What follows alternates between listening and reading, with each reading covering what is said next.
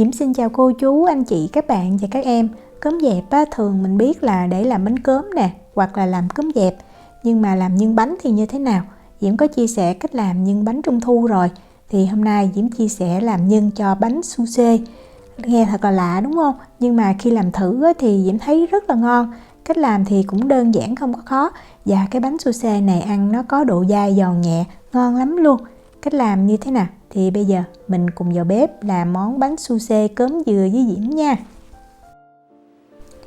Về nhân bánh thì Diễm sử dụng ở đây là cốm dẹp nó đóng gói sẵn ha. Mình mua ở trong tiệm Việt.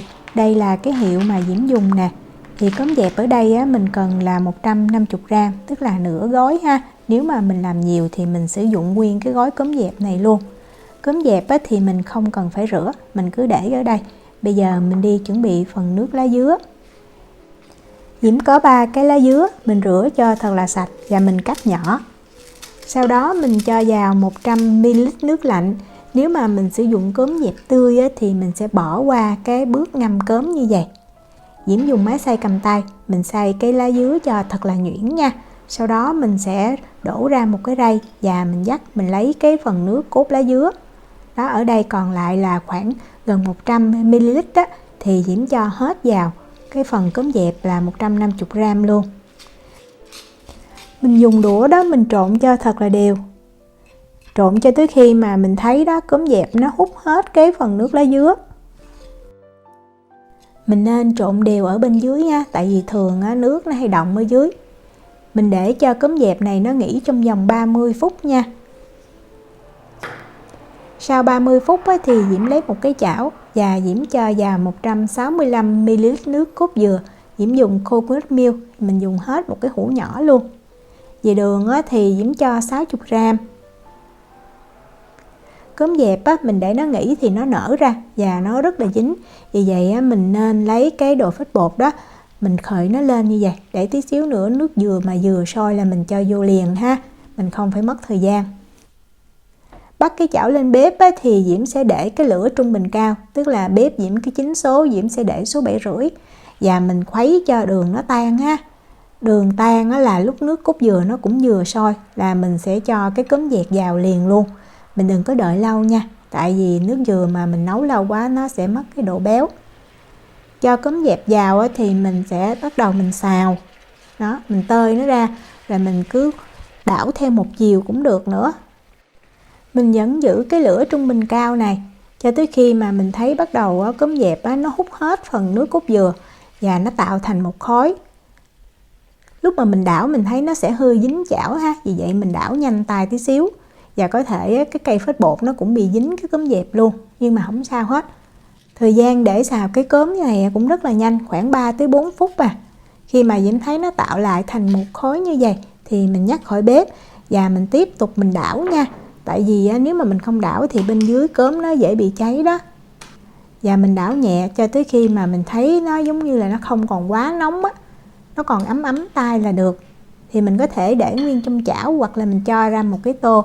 Sau đó mình lấy cái màng bọc thực phẩm mình đậy cái mặt trên lại, tránh cho mặt trên của cốm dẹp nó bị khô. Trong thời gian này thì Diễm đi làm phần dừa. Mình có 50g dừa bào sợi nha. Diễm sử dụng dừa đông đá đó, thì dừa đông đá mình cứ lấy ra mình để tan đá là mình có thể dùng được. Nếu mà mình có dừa tươi mình tự nạo ra thì lại càng ngon hơn. Diễm cho vào đây 30g đường. Và mình bắt cái chảo dừa đường này lên bếp, mình để lửa trung bình ha. Và mình xào cho đường nó thấm vào trong dừa. Như vậy giúp dừa nó có cái vị ngọt và mình để cũng được lâu hơn.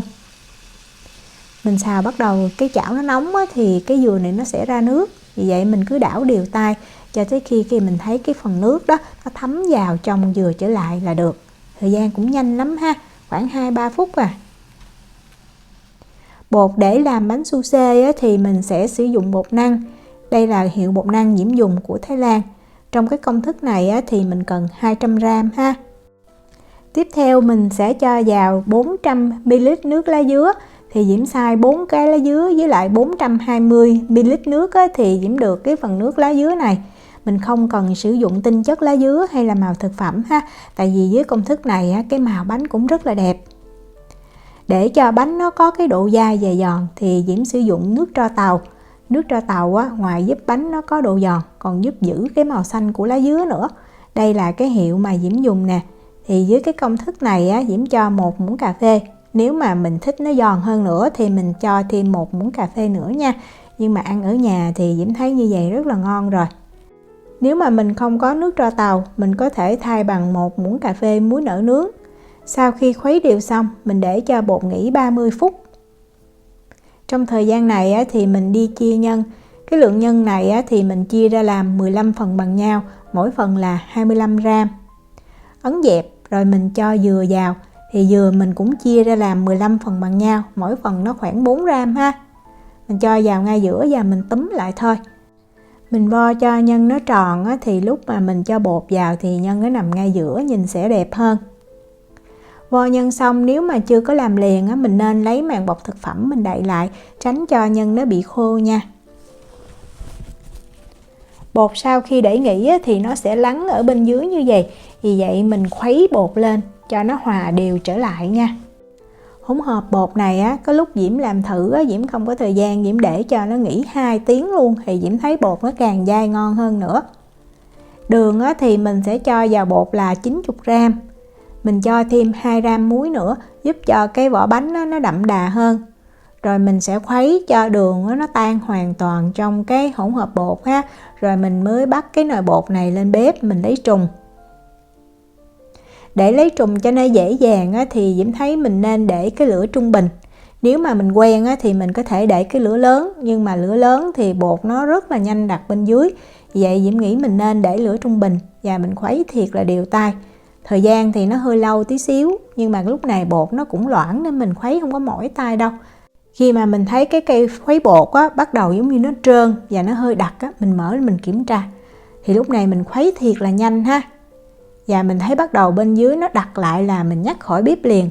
Mình đừng có đợi lâu, tại vì mình có cho nước tro tàu. Nếu mà mình đợi lâu thì bột nó rất là đặc luôn. Nhắc khỏi bếp á, thì mình khuấy thiệt là nhanh ha, cho cái phần bột chín và bột sống nó hòa đều với nhau, tạo thành một cái hỗn hợp bột sệt như vậy.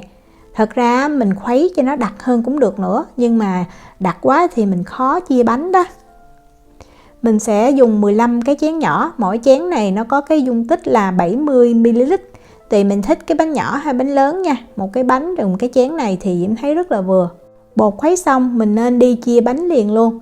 Diễm sẽ múc khoảng 1 muỗng canh bột á, Diễm cân là 20 gram.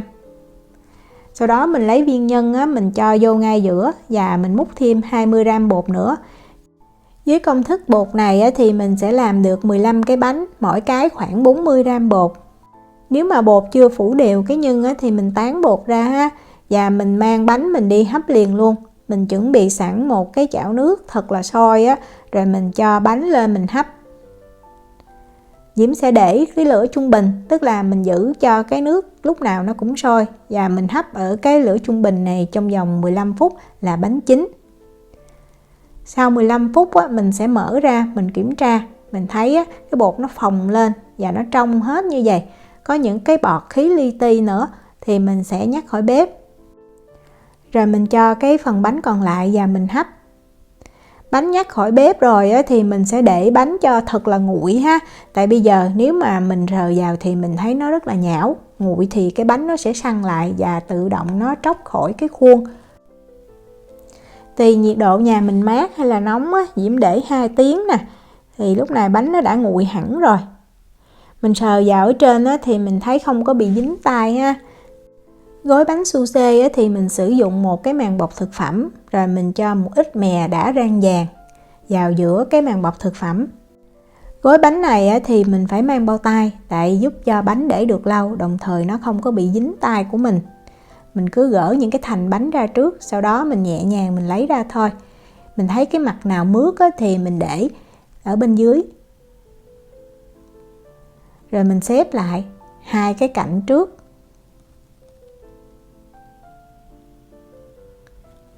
Rồi sau đó mình lật cái bánh lên ha. Diễm thấy mình lật lên rồi mình tém mình kéo như Diễm làm trong video này thì cái bánh nó sẽ đều, nó đẹp. Màng bọc thực phẩm nếu mà dài quá thì mình dùng kéo mình cắt cho nó gọn ha. Vậy là mình đã gói xong một cái bánh rồi, để Diễm quay gần cho mình xem. Bánh này ở ngoài Diễm thấy cái màu xanh nó rất là đẹp, nó nhẹ nhàng hơn là ở trong video.